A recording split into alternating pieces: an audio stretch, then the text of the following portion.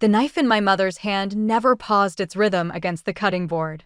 "Your sister's family will always come first," she stated, the words as casual as a grocery list. "You will always be last." My father gave a slight, absent nod, as if agreeing on the forecast. No verdict had ever been delivered so quietly. I didn't argue. I just said, "Okay, good to know." In that moment, I stopped waiting for a seat at their table.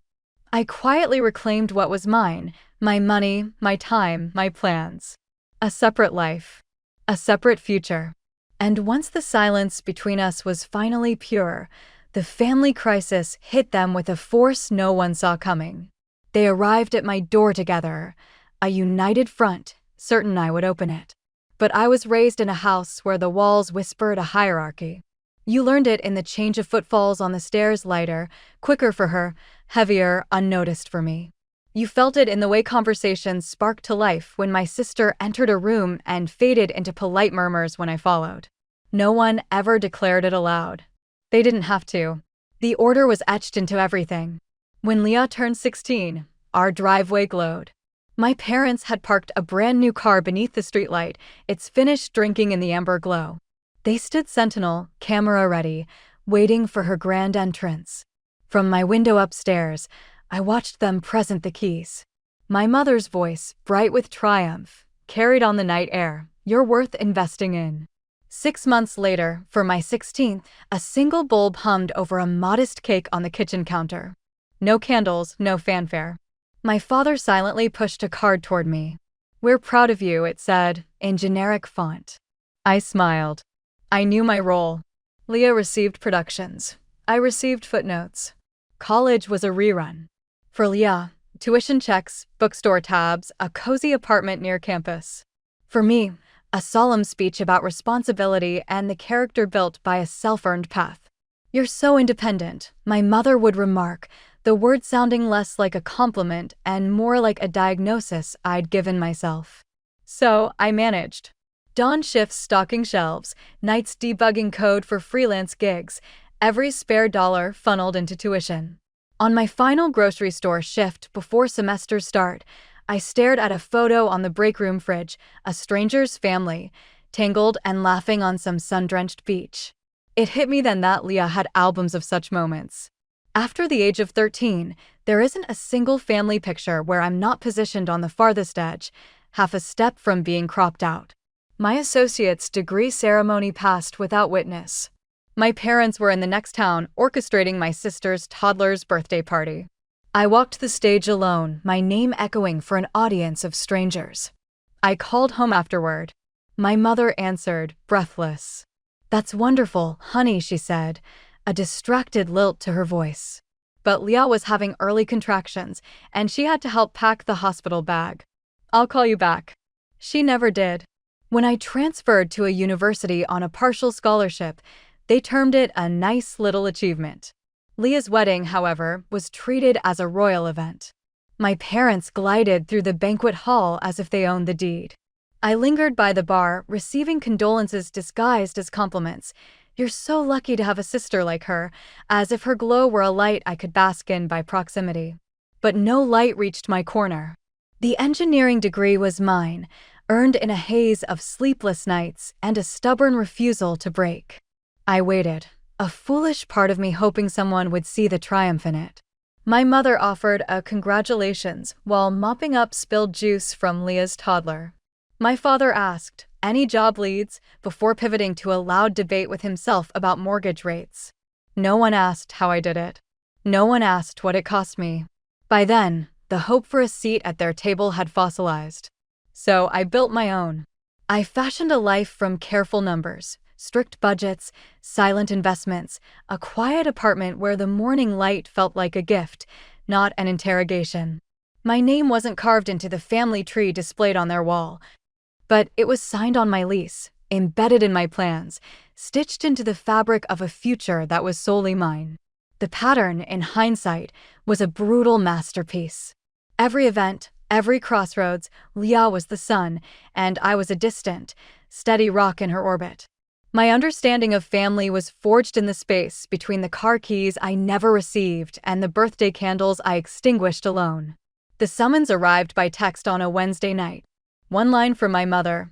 Family meeting Sunday. Important. No context. No inquiry about my availability. It was a command. That Sunday, the living room air was thick with a silent, metallic fear.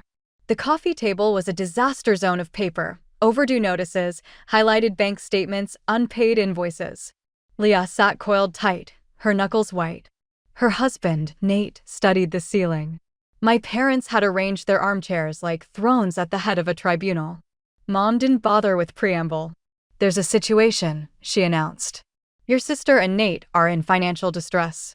Distress was a gentle word for the collapse detailed in those papers. A mortgage months in arrears. Private school tuition unpaid. A legal problem, glossed over with a nervous wave of her hand that had left Nate without a paycheck. Every column of numbers pointed to a single, screaming conclusion. My father let out a weary sigh, tapping a printed spreadsheet. "We've done the math. Your mother and I can handle a portion, but not the entirety. Leah needs intervention. Now." I remained still. Silent. I wanted to measure the span of their assumption. It was a short wait. Mom leaned into the space between us, her voice dropping into a tone of ironclad logic. "We expect you to cover the remainder. You're unattached. You have a solid career. Your obligations aren't comparable. It's the sensible solution." There it was. The family creed, exhumed and laid bare on the financial ruins.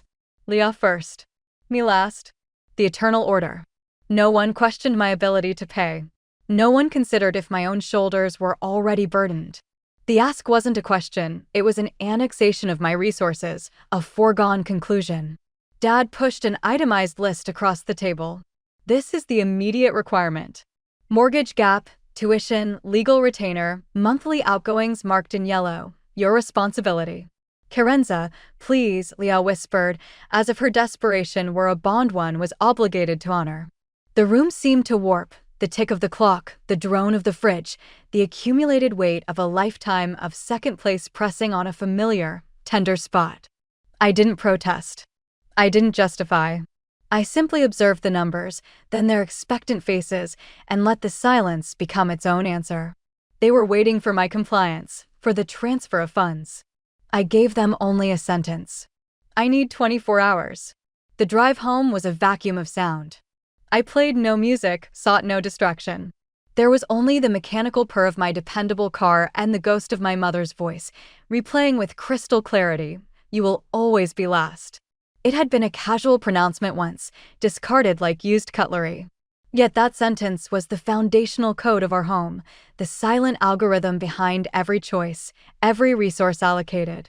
Now, they expected me to delete that program simply because their own had crashed.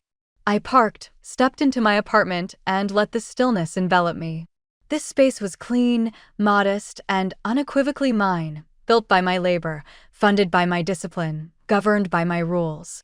For years, I had bent under the weight of their expectations, molding myself into a supporting shape because defiance seemed a futile expenditure of energy. But tonight, the quiet held a new charge, potent and clarifying. I opened my laptop and went straight to the numbers, checking, savings, investment portfolios. The figures held no surprises. I knew them with the intimacy others reserve for loved ones' birthdays, a testament to years of deliberate restraint, automated savings, and a life lived with the quiet understanding that no safety net existed for me. That very vigilance had constructed a fortress of security my family had never glimpsed, let alone acknowledged. My work was methodical. I created new digital architectures, folders, labels, secure vaults. I compiled an archive of statements, a financial autobiography, and dragged it into a newly created folder labeled Independence. The word felt both like a claim and a diagnosis. A soft thud came from across the room. Ava had set down a bag of takeout. She didn't speak or probe. She simply observed with her customary, pressure-free calm. When she approached, her hand came to rest lightly on the back of my chair. "You're not choosing against them," she said, her voice a low, steady current. "You're choosing yourself. Period."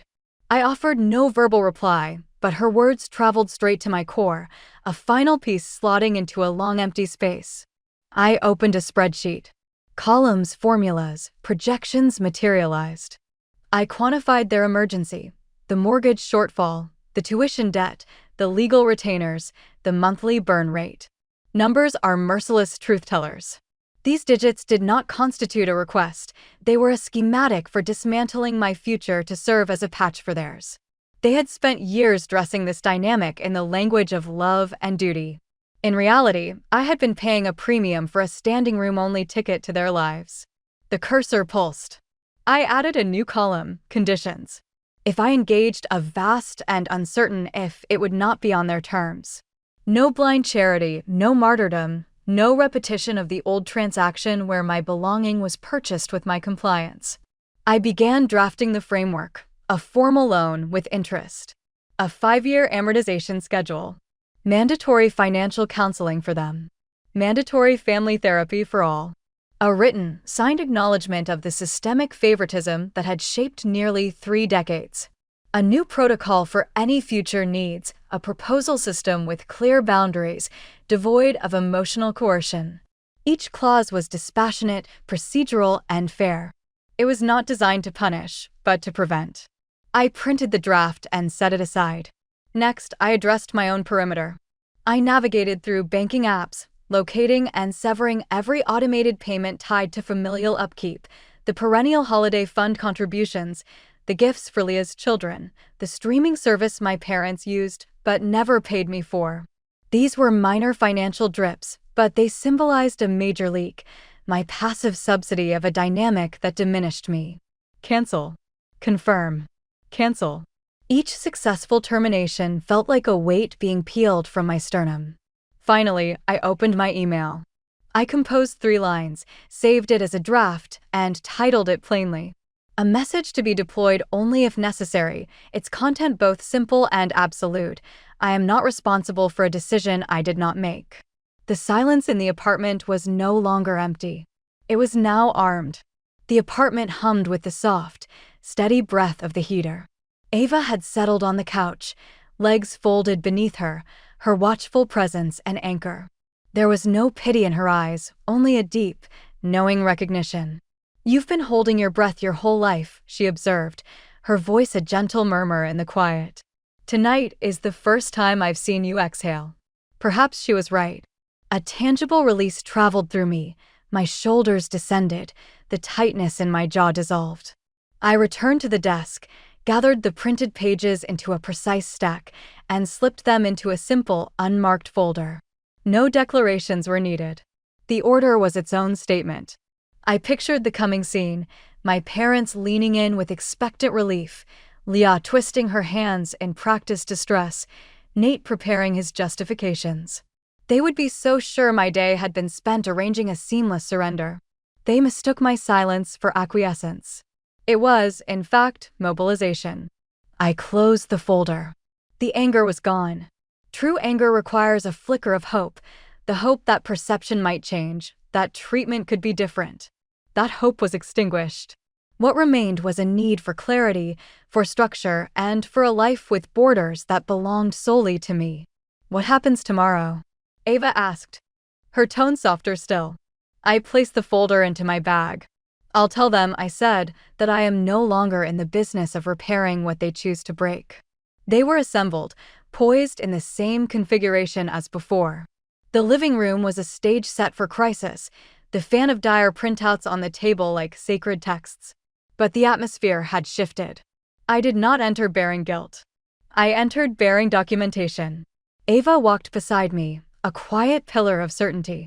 She took a seat by the window, a witness, not a participant. My mother folded her hands, a gesture of brisk efficiency. "Good, you're here. Now we can sort this out." My father released a sigh that mistook my presence for capitulation. "We knew you'd come through, Carenza." Leah offered a fragile, trembling smile. "We really appreciate this." They were expressing gratitude for a concession I had not granted. I sat, placed the plain folder on the table, and opened it. The contents were laid bare: bank statements, investment summaries, retirement fund allocations, target date portfolios, stock option agreements. All was ordered, transparent, and unassailable. The energy in the room pivoted. My mother was the first to lean in, her eyes narrowing in confusion. What is all this? I slid a summary sheet toward her. Context. My father took another page. His eyes scanned the columns of figures. The only sound was the whisper of paper. Halfway down, he froze.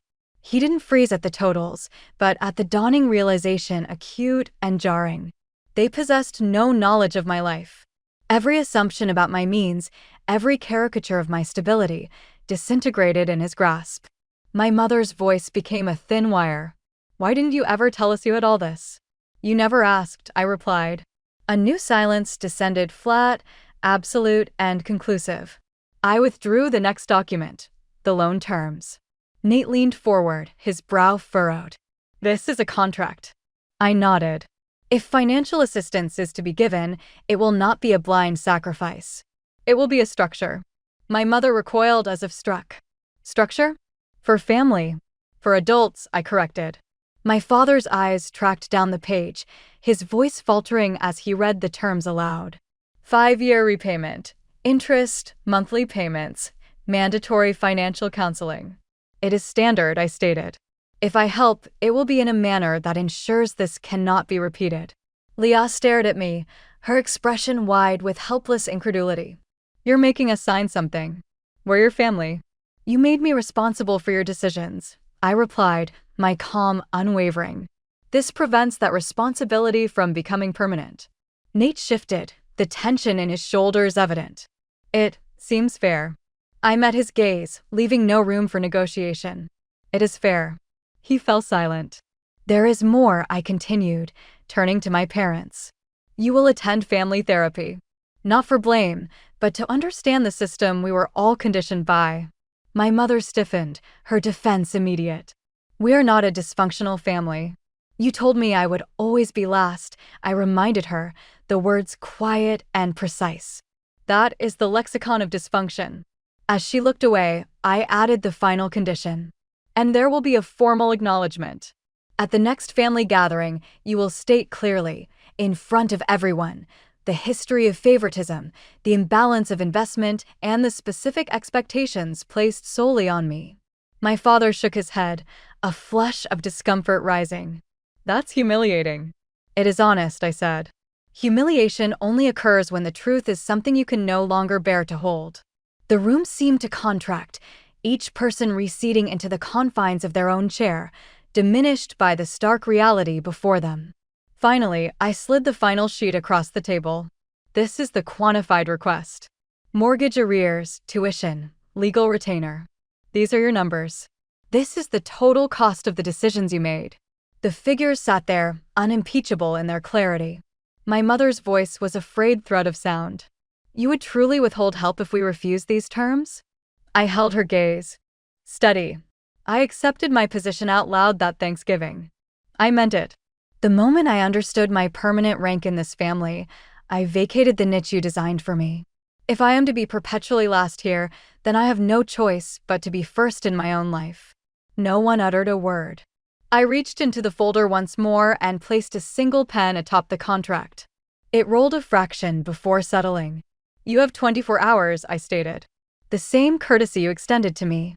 My father's Adam's apple bobbed as he swallowed. And if our answer is no? I stood, collecting my bag. Ava rose seamlessly beside me, a united front. Then you will navigate this crisis exactly as I learned to navigate mine, independently. We walked to the door. Behind us, the room was a tableau of suspended animation. 6 months later, I crossed that threshold again. It was not for an emergency or a demand, but for a final, scheduled family therapy session. Transformation was not instantaneous, but it was tangible. Leah and Nate had signed the agreement. Each loan payment arrived on the appointed day, a silent testament to a new discipline. Financial counseling had reshaped their language. Their needs were no longer pronouncements that commanded universal sacrifice, but personal responsibilities to be managed. Their existence grew quieter, more intentional. My parents evolved at a slower, more glacial pace. In therapy, Dr. Miriam patiently guided them toward the vocabulary they had spent decades evading: patterns, inequity, expectation. Truth was articulated without the shield of deflection. My mother wept the first time she choked out, "We didn't see you." My father wept the first time he allowed himself to hear it. As for me, the anger had dissipated. The vigil was over. My life entered a phase of quiet expansion. I moved to a sun-drenched apartment with city views, where dawn felt like an opening act, not a diplomatic summit. My desk held only essentials: a laptop, a coffee mug, and a small, thriving plant Ava had gifted me, noting that every new beginning deserves a living witness. Our Sundays were spent in exploration, walking unfamiliar streets, sharing coffee, envisioning a future shaped by mutual desire, not external obligation. She never required my diminishment. I never sought her salvation. We met in the middle, two whole people constructing a shared space, free of haunting ancestral claims. On tranquil evenings, I cooked while she read. Occasionally, she would glance over. "You seem lighter," she'd observe. And I would feel the truth of it. My posture was no longer defensive, my hands no longer fists around phantom burdens. The silence I inhabited was no longer a sentence, it had become atmosphere, simple and nourishing. The executed loan documents resided in a filing drawer, orderly, neutral, stripped of emotional weight. They served as evidence that equity could be engineered, even where precedent favored chaos. As we concluded our final session, Dr. Miriam offered a gentle benediction. "This is a family learning a new gate." "And you," she said, her eyes meeting mine, "are the one who leveled the terrain beneath their feet." The drive home was a ribbon of evening lights. My apartment awaited, a serene, warm space that was unequivocally mine. For the first time, nothing felt leased or conditional. I placed my keys on the entry table. The soft click of metal on wood was a humble sound, nothing like the theatrical jingle of the keys my sister once celebrated. This set was modest, earned, and consciously chosen. The window was cracked, permitting a cool, steady stream of night air to circulate. From the kitchen, Ava contributed the gentle, unassuming sounds of a shared life, sounds that demanded nothing in return. Families do not always reform out of desire. Sometimes they reform because one person finally lays down the burden they were never meant to carry alone. The day they codified my position as last was the day I finally stepped out of the shadow they had cast for me and into my own light.